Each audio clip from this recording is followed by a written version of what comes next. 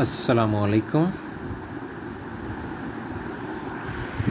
Dear students, welcome to Seeds International School System YouTube online classes.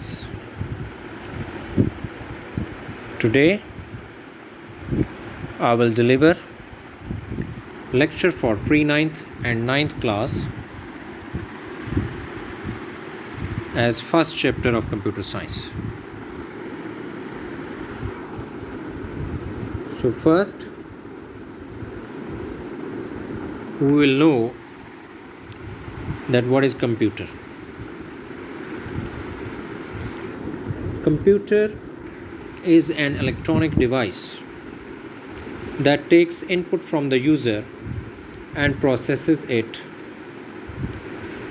under the control of computer program, gives the output and saves it for the future use. Computer एक electronic device है जो कि बिजली पे चलती है और ये इनपुट हासिल करती है उस यूज़र से या उस आदमी से जो इस कंप्यूटर के ऊपर काम कर रहा हो, और फिर इस इनपुट को ये कंप्यूटर प्रोसेस करता है और कंप्यूटर प्रोग्राम के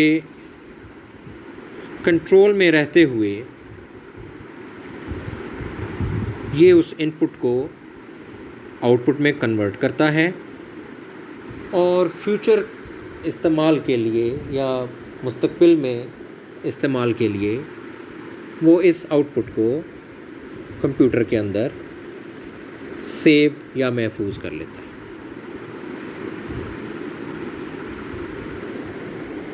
हर मशीन की कुछ कैरेक्टरिस्टिक्स होती हैं। जहाँ तक कंप्यूटर की कैरेक्टरिस्टिक्स का ताल्लुक़ है, बुनियादी तौर पे कंप्यूटर की 3 कैरेक्टरिस्टिक्स या खसूसियात हैं। Number 1, it can store, retrieve and process data. ये डाटा को स्टोर कर सकता है, ज़रूरत पड़ने पे डाटा को सर्च करके फाइंड करके आपके सामने लेके आ सकता है और डाटा को प्रोसेस कर सकता है। Point number 2, it processes data at very high speed. ये डाटा को प्रोसेस करने के लिए बहुत तेज़ स्पीड से काम करता है या तेज़ रफ्तार मशीन है। Point number 3, it produces accurate results. ये मशीन बिल्कुल एक्यूरेट रिज़ल्ट या सही रिज़ल्ट हासिल करने में आपकी मदद करती है।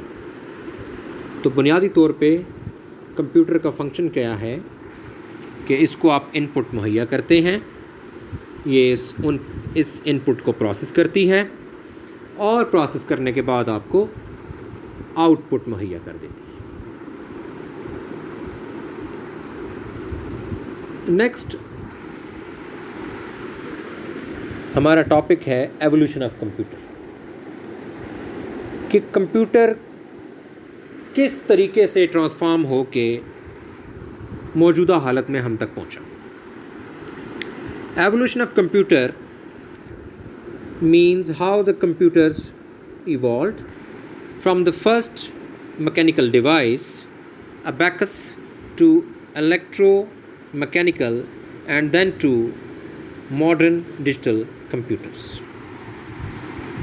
कंप्यूटर की एवोल्यूशन का मतलब ये है कि किस तरीके से कंप्यूटर इवॉल्व हुआ पहली मैकेनिकल डिवाइस अबैकस से और आज की इलेक्ट्रोमैकेनिकल और जदीद डिजिटल कंप्यूटर में किस तरीके से कन्वर्ट हुआ। इस सारे प्रोसेस को एवोल्यूशन ऑफ कंप्यूटर कहते हैं। The very first machine, the basic machine which gives foundation for computer is abacus. Abacus वो पहली मशीन थी जिसको आप कंप्यूटर की बुनियाद का नाम दे सकते हैं। Abacus was the first computing device developed in China A simple abacus contains a rectangular frame carrying parallel wires. Each parallel wire supports number of beads, and these beads are free to move along the wires. Abacus was used to perform addition, subtraction, multiplication, and division. Abacus has been used in its many forms in countries such as Japan, China, and Russia.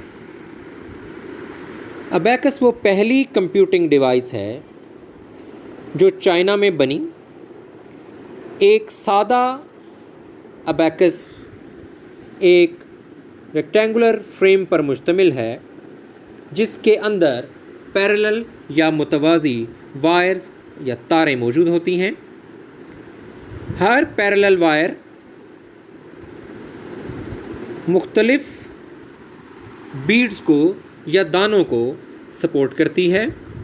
ये beads या दाने इन तारों के अंदर ऊपर नीचे move करने के लिए आज़ाद होते हैं।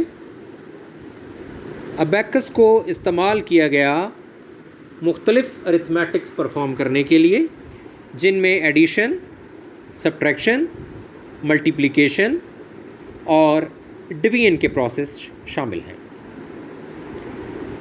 Abacus has been used in its many forms in countries such as Japan, China and Russia. Abacus को इस्तेमाल किया गया मुख्तलिफ फॉर्म्स में मुख्तलिफ मुल्कों में, जिनमें जापान, चाइना और रूस काबिल ज़िक्र हैं। अबैकस के बाद जो अगली मशीन बनी उसका नाम है Napier's bone. Next machine which was developed after abacus was Napier's bone. It was invented by Scottish mathematician John Napier in 1614.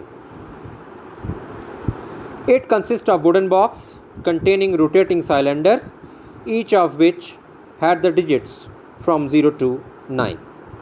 It can perform multiplication, division, and find square root of numbers. Napier's biggest achievement was the invention of logarithm. So, there are four main points about Napier bones. एक Scottish mathematician John Napier ने 1614 में इस machine को invent या ईजाद किया। ये machine एक लकड़ी के बॉक्स पर मुश्तमिल है जिसमें कुछ ऐसे साइलेंडर्स रोटेट कर रहे हैं जिनके अंदर डिजिट्स या नंबर्स की वैल्यूज़ होती हैं जो 0 से 9 तक हो। ये मशीन मल्टीप्लिकेशन, डिवीज़न और नंबर्स का स्क्वायर रूट फाइंड करने की सलाहियत रखती है। नेपियर की जो सबसे बड़ी अचीवमेंट या कारकर्दगी थी वो लॉगरिथम का ईजाद करना था।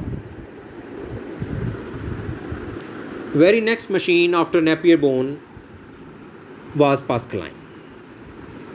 अगली मशीन जो नेपियर बोन के बाद डेवलप की गई या डेवलप करने की कोशिश की गई वो पास्कलाइन थी। Pascaline was invented by 19 years old French mathematician Blaise Pascal in 1642. Pascaline consists of a series of wheels or dials. Each wheel had 10 digits from 0 to 9. When one wheel completes a rotation, the next wheel moves by one digit. It had number of small slots for displaying the result. It could perform addition and subtraction on whole numbers. Pascaline had the ability to carry digits to the next rung. Pascaline एक 19 साला नौजवान फ्रांसीसी mathematician Blaise Pascal ने 1642 में ईजाद की। पास्क line एक series of wheels या सीरीज़ ऑफ डायल्स पर मुश्तमिल है। हर पहिया 10 डिजिट रखता है जो 0 से लेके 9 तक है। जब एक पहिया या व्हील एक रोटेशन या एक चक्कर मुकम्मल करता है तो अगला व्हील एक डिजिट मूव कर जाता है, यानी उसकी वैल्यू 0 है तो 1 हो जाएगी और अगर 1 है तो 2 हो जाएगी। इसके अंदर कुछ छोटे छोटे स्लॉट्स या खाली जगह होती हैं जो रिज़ल्ट्स को शो करने के लिए इस्तेमाल होती हैं। ये मशीन एडिशन और सब्ट्रैक्शन होल नंबर्स के अंदर परफॉर्म कर सकती है। पास्क लाइन की ये सलाहियत है कि ये नेक्स्ट ड्रम तक डिजिट को कैरी करने की सलाहियत भी रखती है। Next machine which was tried to develop after Pask line was difference engine। अगली मशीन जो पास्क लाइन के बाद बनाने की कोशिश की गई वो डिफरेंस इंजन था। In 1786, J.H. Muller presents the idea of a difference engine, but Muller was unable to obtain funding to progress with the idea. In 1822, English mathematician Charles Babbage further worked on difference engine for 19 years, but later he started working on a new machine called analytical engine. 1786 में J.H. Muller ने difference engine का idea पेश किया, लेकिन Muller इस काबिल नहीं था कि वो इतनी मिकदार में फंडिंग या फाइनेंशियल सपोर्ट हासिल कर सके कि वो इस आइडिया के ऊपर काम करके ये मशीन बनाए। 1822 में एक इंग्लिश मैथमेटिशियन चार्ल्स बैबेज ने मज़ीद डिफरेंस इंजन पे काम किया और 19 साल तक काम करने के बावजूद वो इस मशीन को मुकम्मल ना कर सका और उसने बाद में एक नई मशीन जिसको एनालिटिकल इंजन का नाम दिया गया उस पे काम करना शुरू कर दिया और डिफरेंस इंजन को वो साइंसदान मुकम्मल नहीं कर सका। Analytical engine. Next machine which was tried to develop after difference engine was analytical engine. Analytical engine was designed by English mathematician Charles Babbage in 1837. He could not complete it because the technology was not advanced enough, but he laid the foundation stone of modern digital computers. Today's modern digital computers was based on the idea of analytical engine. Therefore, Charles Babbage is known as father of modern digital computers. Analytical engine को design किया गया English mathematician Charles Babbage के ज़रिए 1837 में। वो इस engine को मुकम्मल नहीं कर सका क्योंकि टेक्नोलॉजी उस दौर में इतनी तरक्की याफ्ता या एडवांस नहीं थी कि वो इस मशीन को बना सकता। बहरहाल उसने जदीद कंप्यूटर के लिए एक बुनियाद ज़रूर फराहम कर दी। आजकल का जदीद डिजिटल कंप्यूटर एनालिटिकल इंजन के आइडिया पे बनाया गया है, इसीलिए चार्ल्स बैबेज को जदीद डिजिटल कंप्यूटर का बानी भी कहा जाता है।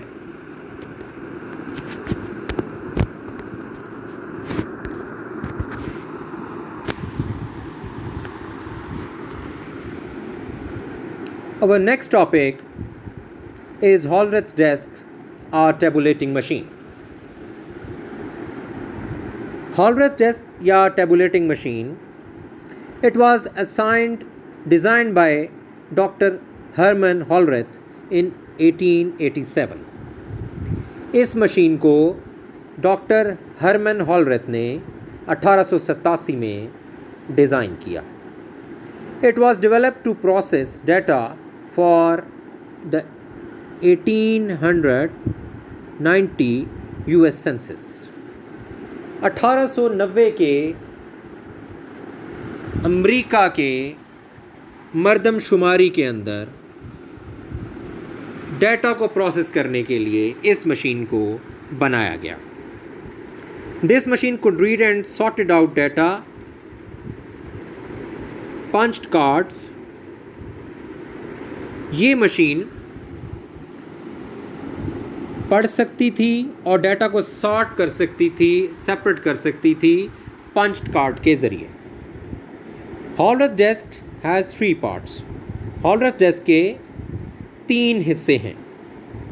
Card reader, this sense the holes in the cards.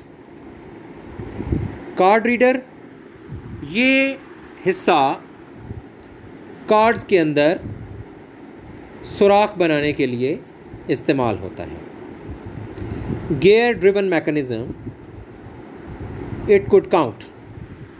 Gear driven mechanism का काम काउंट करना है। Dial indicators to display the result. Dial indicators का काम रिज़ल्ट को डिस्प्ले या शो करना है। After building Hollerith desk, Hallreath started a company by the name of Tabulating Machine Company, which later becomes International Business Machine (IBM). Hallreath desk बनाने के बाद हॉलरेथ ने एक कंपनी स्टार्ट की। उस कंपनी का नाम टेबुलेटिंग मशीन कंपनी था, जिसको बाद में IBM यानी इंटरनेशनल बिजनेस मशीन का नाम दिया गया। नेक्स्ट हमारी हेडिंग है slide rule. The slide rule was invented by William Oughtred in 1625। 1625 में विलियम ऑर्ट्रेड ने स्लाइड रूल बनाया। The slide rule is based on Napier's idea about logarithm। Slide rule Napier के लॉगरिथम के idea के बारे में इस्तेमाल किया गया। A slide rule consists of 2 scales, the rule and the slide, and transparent moving